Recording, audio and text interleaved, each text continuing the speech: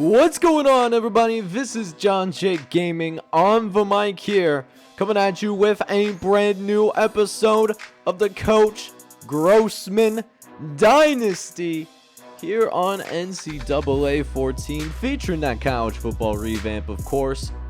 And we got the Red River rivalry, but unfortunately for us, Texas is 100% not back. They have not won a single game yet in this entire season. They are 0-5, whereas we're undefeated 6-0 as of right now.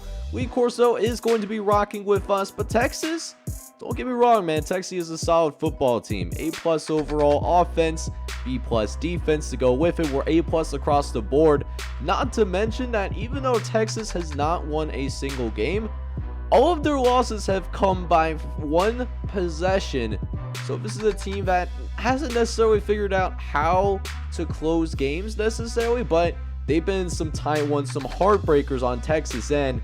We're going to look to give them another heartbreaker here as we look to bring them to 0-6, whereas we're trying to go 7-0 here in year number 7. So should be a good one, man. I hope you guys are excited for it. If you are, make sure you go ahead, smash that like button, hit subscribe if you have to be brand new. I'll see you guys on the field for this neutral site matchup against the Texas Longhorns. Let's go ahead and get another dub for the Oklahoma faithful. Let's get it. Alright, boys, so let's go ahead and get the Red River rivalry officially underway, as we will go ahead and pick things up here at 7:41 left to go, as Maurice Royal taking an absolute shot, but he will still hang on in that pocket and make a really fantastic throw. We'll see if we can capitalize on that play as we got another 3rd and long as Royal drops back, trying to throw over the middle, looking for Trey Cotton, but Cotton cannot pull it in.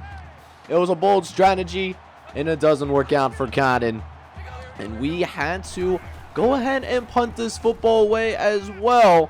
So neither team here early on is able to get any points on the board. A little bit of a different start than what we saw from the Red River rivalry last year, as McLeod is going to try to take it to the right-hand side. Actually gets a little bit of open field space and picks himself up a gain of 8, and setting himself up in a 3rd and short himself, as Carl McLeod will drop back in the pocket. He's got some time to throw, but he overthrows his receiver as well. And that means that Texas also has to go ahead and punt this football away. And now the ball back in our hands of our star quarterback, Maurice Royal. And that's why he is such a dangerous man. He can hang in that pocket for sure, and he can make a really great throw when asked to. Royal dropping back again, going to roll to the right, throwing on the run, and still will end up connecting with Jeremy Tate in order to go ahead and pick up a few yards. But can we pick up another 1st down on a 3rd and long? We got a blitz coming, trying to get it out to Brad Means. But this time, Maurice Royal cannot get it out to him. And that's also going to have to be punted back, as neither team, I don't think either team has really crossed midfield yet. And this one, as Texas tries to take a shot, but our safety Nick Anderson comes in and deflects that ball away. And now it's 2nd and 10. Mackey taking a run up the gut on the halfback counter, runs into a gang of Oklahoma defenders, but Mike Mackey picking up a gain of 14. And it's a new set of downs for the Texas Longhorns, as McLeod going to try to drop back, but he's going to run with this quickly.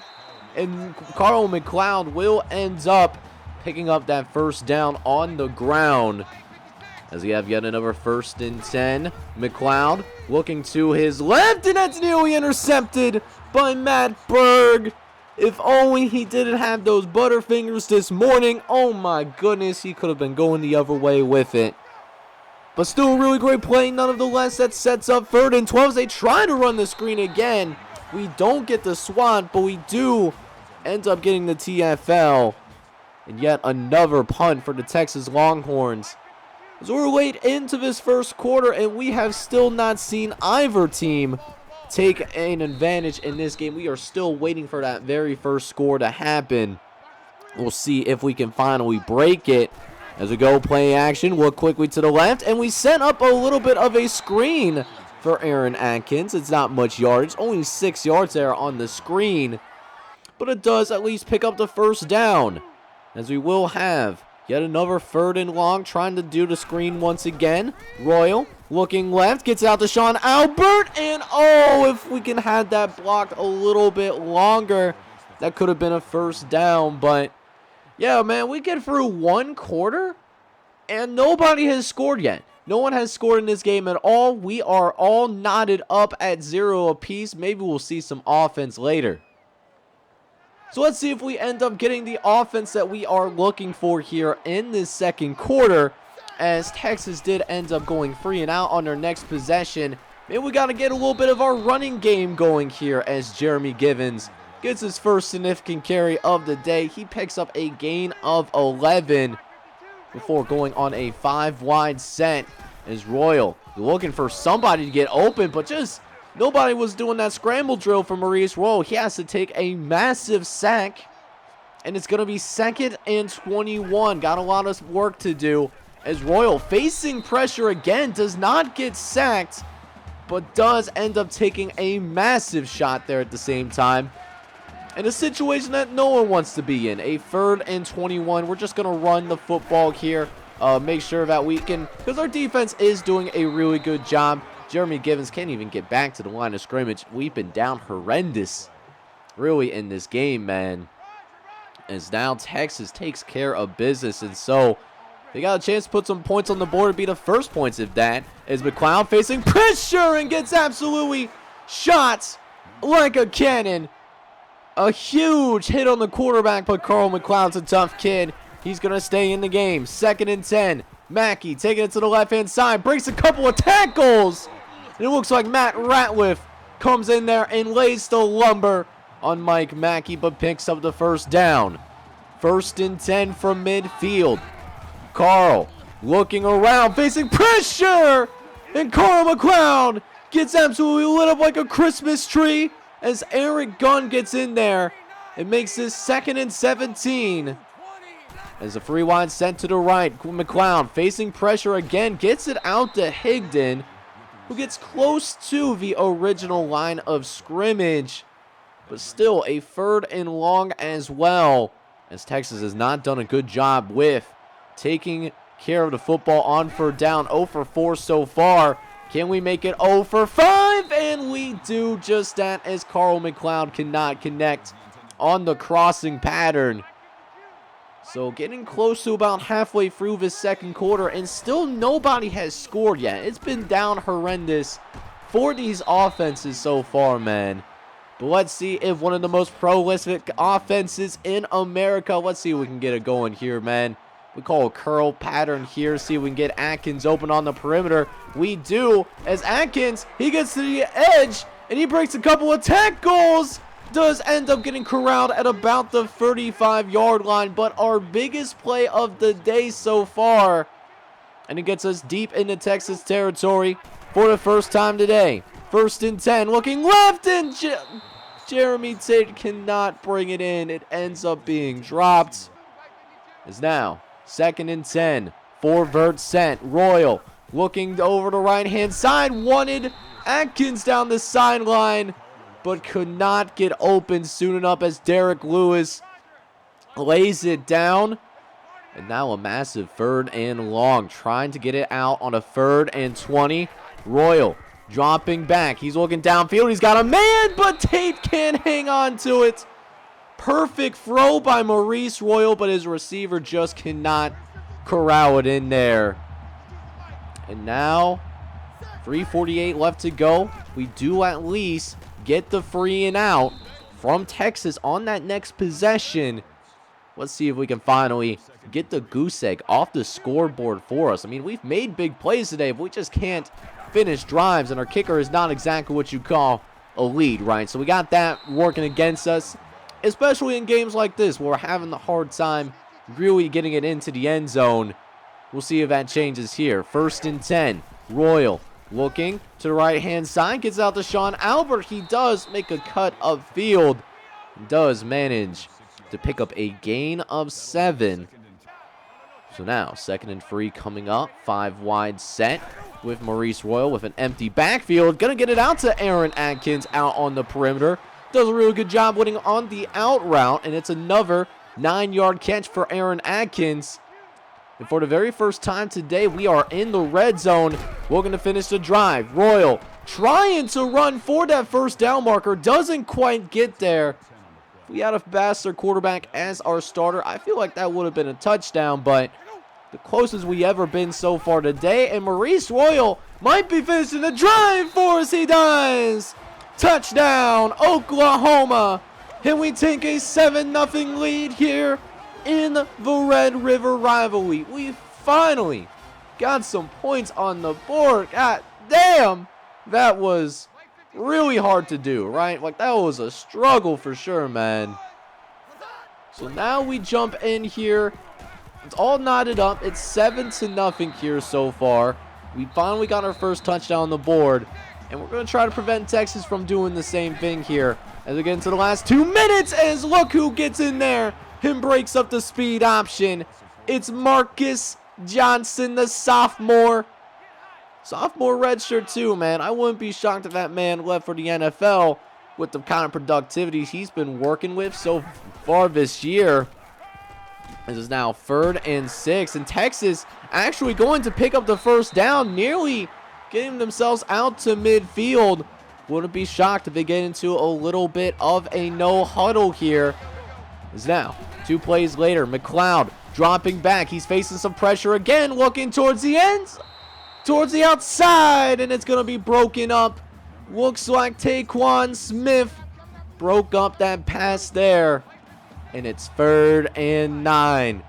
Let's see if we can stop Texas right in their tracks. McLeod looking around, facing some pressure, throws it over the middle, but it's going to be broken up and intercepted by Tyrell Booker. We're going to go the other way, and it's going to end up getting some good field position for us, and we get our first turnover of the game.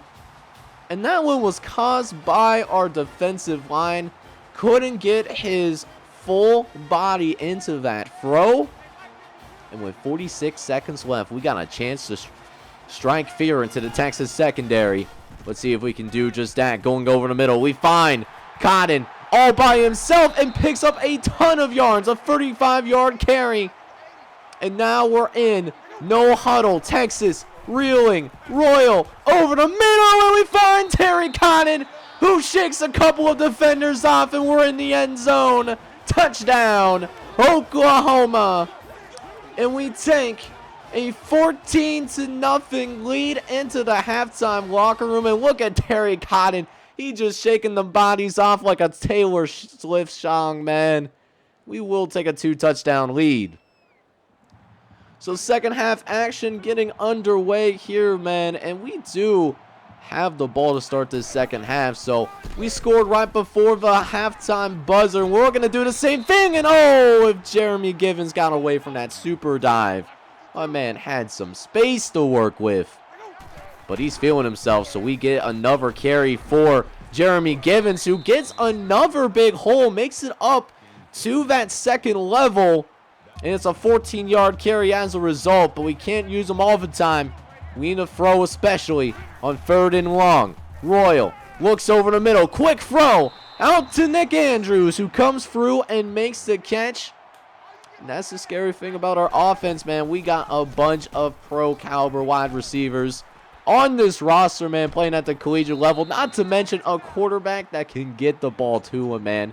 And a guy who's willing to run the ball despite those limitations from an athletic standpoint. So, go in the red zone here. We're going to try to cash in. We do get it out to Jeremy Tate. They trying to get the ball stripped away from him, but it ain't going to phase us, though. It's now 2nd and short. Royal going with the read option. Got some space to work with. Is this the second rushing touchdown for Royal? It is. Maurice Royal, man, taking care of business. The second rushing touchdown of the day. Boomer Sooner. And it's a 21-0 lead, none of the less. And look at this. Texas just down bad right now, man. we're finding out right now why they have not won a single game yet this season, man. As we are just exploiting this Texas defense. Not to mention, their offense is not keeping up. They had another 3 and out, so here we go. Another 1st and 10. We look outside to Aaron Atkins. Couldn't shake away from his defender, but another goal line situation, man. We'll see if this is touchdown pass number 2, and it is! Touchdown, Oklahoma!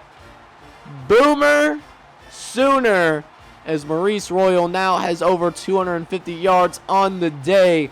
And a commanding lead to go with it as well. We are now officially up 28-0 right now, as we are really starting to put the hammer down here in the Red River rivalry. Even the fullback is even getting involved right now, man. You absolutely love to see it. And it's now 3rd and short. Can we get something going here on this play action? Dropping back, facing some pressure right away. Royal looking to his left, and oh my! What a throw to Aaron Atkins. Maurice Royal just absolutely built different. Oh my goodness. And now another chance for us to put some more points on the board. Absolutely, say less. Let's see if we can finish this drive here again. Another play action. Texas really sending a ton of pressure. And Sean Albert, oh, I thought he was going to get into that end zone. I thought he had it. But 1st and goal nonetheless. We're going to go ahead, give it to our main man, Jeremy Givens. And we end up taking care of business, man. We win big here in the Red River rivalry. So big that we got our backups in against our rivals because the lead was just that great. And Texas is just that bad, man. I don't know what they're going to do. This might be one of the worst seasons in Texas football history, as Maurice Royal does end up not only winning player of the game, but you see that golden cowboy hat signaling another rival victory.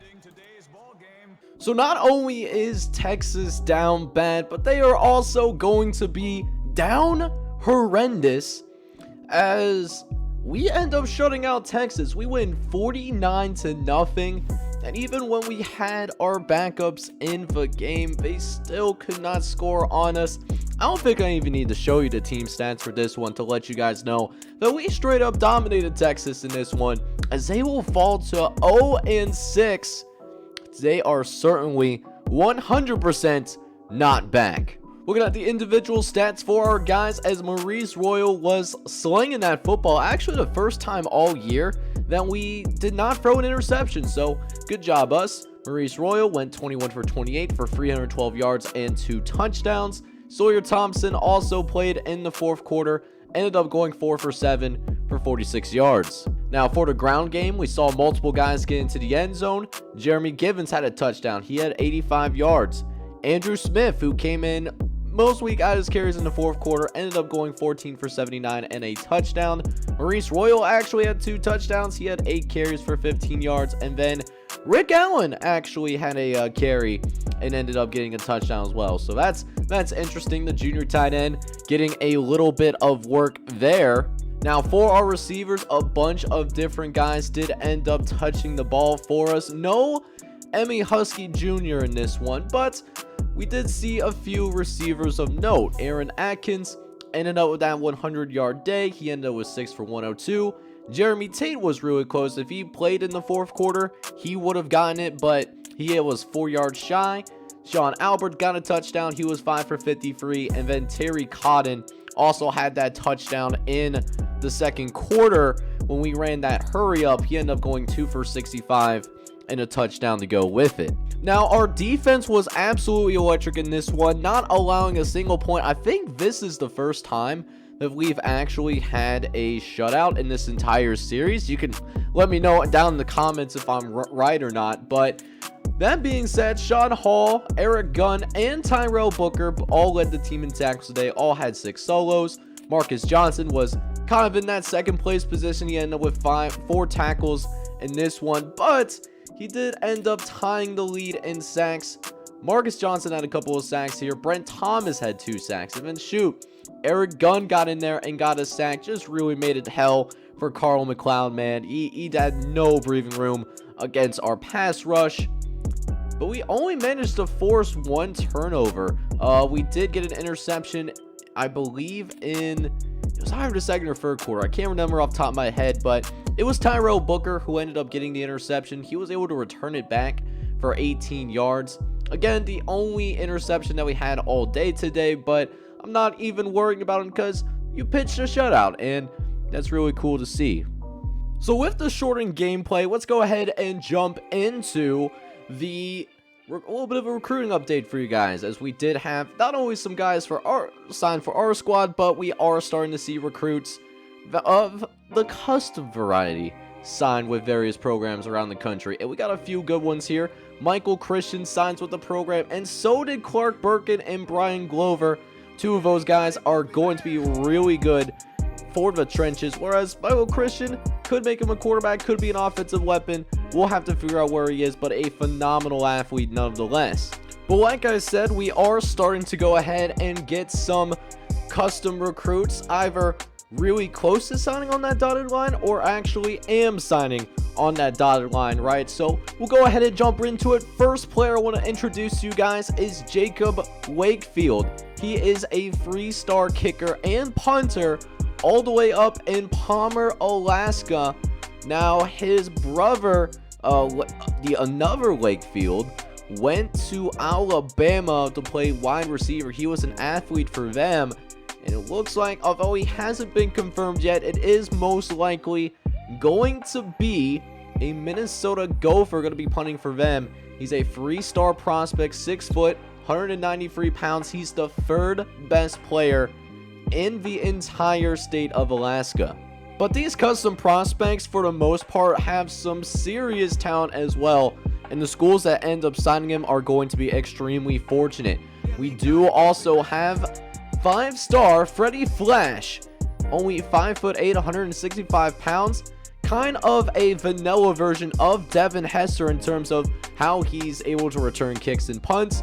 He is going to sign with the Miami Hurricanes. He will remain in the state of Florida, and he had a couple of other scholarships as well. He also had scholarships to the University of Nebraska as well as Southern Miss. They tried to get busy with it, but ultimately deciding to stay with the Hurricanes of Miami. He is going to be one extremely fast dude, and I'm going to be extremely excited to see how he develops, not only as a receiver but also as a kick and punt returner. Now, the Swiss Army knife is referred to for plenty of players in college football today, but Searsfield McDaniel definitely exemplifies that. You want to talk about a guy that could play in possibly 4 different positions. Yeah, you heard that correctly. 4 different positions. He could play quarterback, free safety, middle linebacker, and running back as well. Got good size, 6'3", 220 pounds. Does have him listed as a quarterback, 4-star prospect. That is not going to be staying in the state of Ohio. He will be playing his college football at the University of Pittsburgh. And Pittsburgh, a really good program, man. He wasn't, the only scholarship that he had. He also had offers from Temple and Ohio State, but Pittsburgh does end up garnering the 4-star prospect. Now, keeping it in the state of Ohio, we do also have Marshall Fousen. And if that name sounds familiar, he does have a couple of brothers. One that just graduated from Buffalo, the middle brother, ending up currently as the backup quarterback in Kentucky, and his dad.